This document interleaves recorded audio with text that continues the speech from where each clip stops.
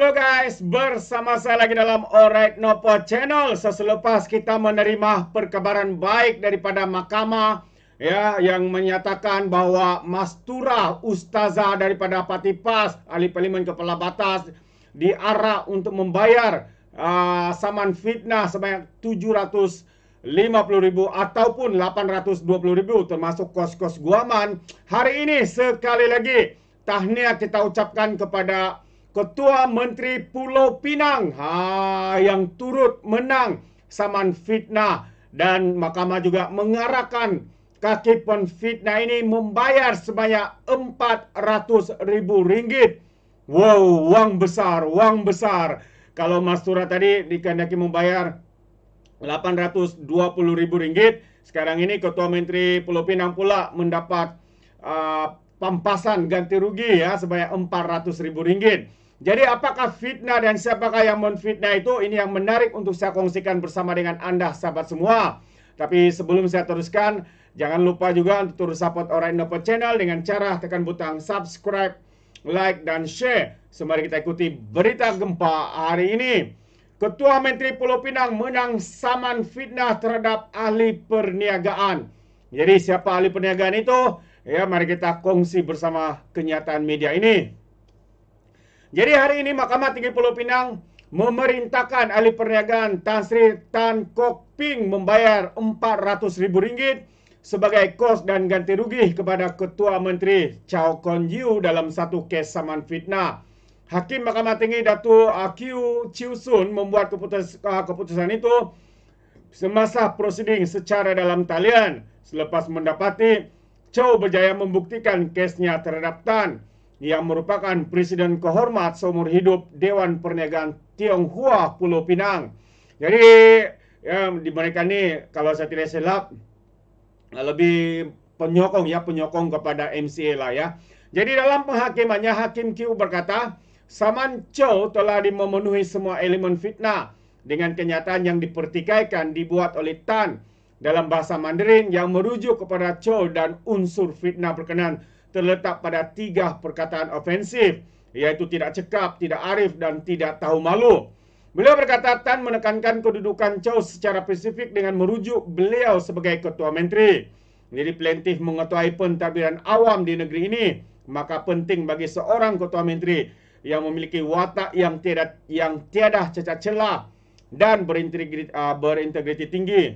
Jadi beliau mesti dilihat oleh masyarakat umum sebagai seorang yang berkebolehan, bijak dalam melaksanakan tugasnya. Oleh itu, apabila seorang tokoh berpengaruh seperti defendant menuduh plaintiff sebagai tidak cekap, tidak arif, dan tidak tahu malu, tuduhan ini berpotensi untuk merosakkan kedudukan plaintiff di mata masyarakat yang berfikiran secara rasional. Jadi saya mendapati kenyataan yang dipertikaikan itu adalah fitnah terhadap plaintiff katanya.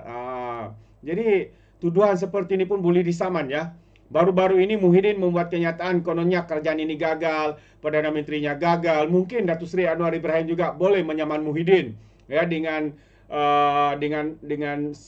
kesamaan ya dalam kes ini. Mungkin ya peluang kemenangan kepada Perdana Menteri kita itu agak cerah sahabat semua.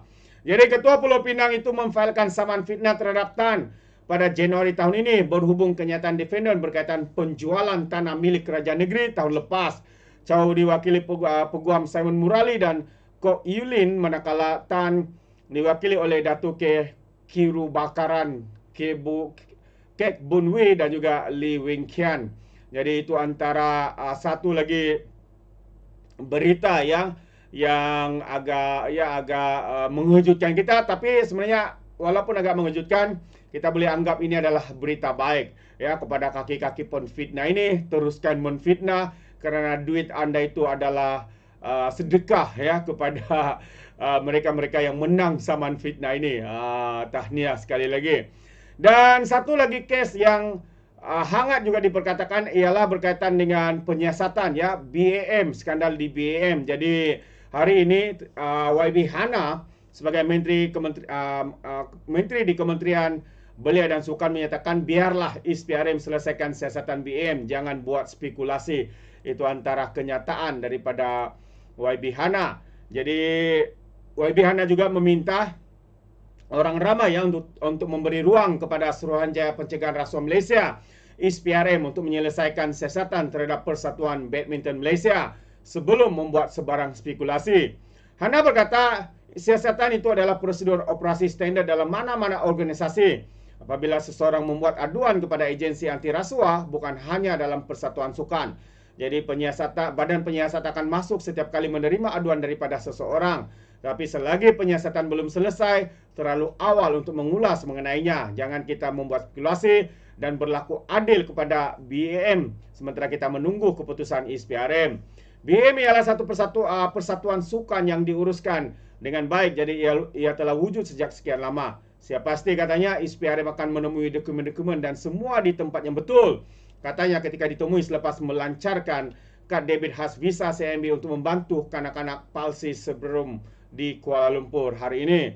BM menerusi satu kenyataan pagi ini mengesahkan bahawa SPRM hadir ke pejabat mereka minggu lepas untuk meminta maklumat tertentu dan Badan Induk Badminton negara itu telah memberikan kerjasama penuh kepada pegawai-pegawai untuk menjalankan tugas mereka secara profesional. Sementara itu, YB Hana berkata, sempena Hari Orang Kurang Upaya Antarabangsa hari ini, beliau gembira melihat CMB mengorak langkah ke hadapan dengan inisiatif yang melangkaui perkhidmatan kewangan untuk mencipta impak sosial yang ketara melalui usaha berkenaan.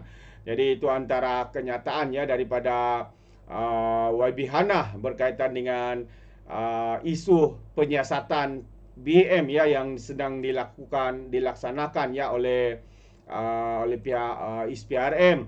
Jadi sementara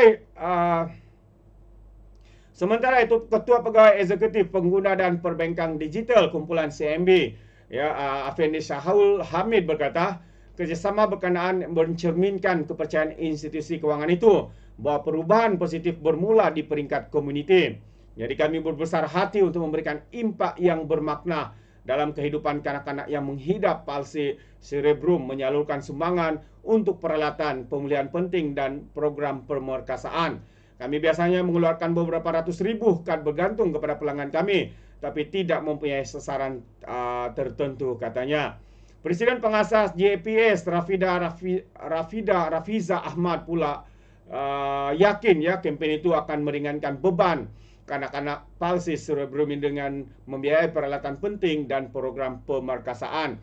Beliau berkata berdasarkan data JPS, lebih 81% keluarga dengan individu palsi cerebrum pada dalam kumpulan B40 sering menghadapi kesukaran berkaitan kos tinggi, pendidikan khas, penjagaan kesihatan dan kesejahteraan serta keperluan untuk peralatan pemulihan khas. Itu antara kenyataan dari beberapa individu ini ya. Jadi apapun sahabat semua, sekali lagi kita ucapkan tahniah ya kepada Ketua Menteri Pulau Pinang kerana berjaya memenangi saman fitnah yang dibuatnya terhadap seorang ahli perniagaan ini yang membuat membuat kenyataan yang berbaur fitnah untuk merusakkan reputasinya sebagai ketua menteri ya di Pulau Pinang, dan akhirnya hari ini Mahkamah arahkan individu terbabit untuk membayar sebanyak RM400,000. Apa komen anda sahabat semua? Anda boleh berikan komen ataupun pandangan ya di dalam ruangan komen. Jadi terima kasih, izinkan saya untuk mengundurkan diri dan seperti biasa peribahasa mengatakan tapapun kangkap 2 ton keinginan. Dalam bahasa Melayunya tepuk dadah, tanya selera. Sekian daripada Alright Nampak Channel. Kita berjumpa lagi. Bye-bye.